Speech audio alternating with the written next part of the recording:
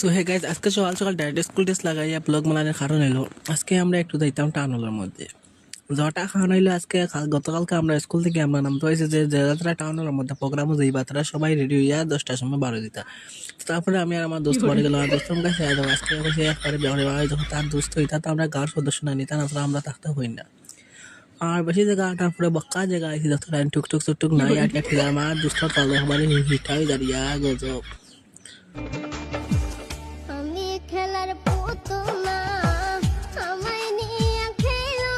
তারপর তাড়াতাড়ি আটি এলাম ভগবাননগর স্কুলের সামনে। ভগবাননগর স্কুলের সামনে আর পরে নিজের মুখে একটু কিলাম লাগে, যেহেতু আমরা প্রতিদিন সাইকেলে যাই আজকেও আটিয়া দাঁড়াম। তারপরে একটু জায়গা দাঁড়াবা দেওয়া দেখো মখাই বাড়ি গেছে, মখাই ইয়া গজব ওনার সব বিয়া করিতা चढ़े तो जुनून पिया हनीमून वाला नाइट ওমলান শোরুমি তার আর তো এরা ফেরা দেখা মেহমান ভগবান আসলে লাল লাইন এগুলো নাম হইলো মুমিন, এগুলো নাম মুমিন না, এগুলো নাম হইলো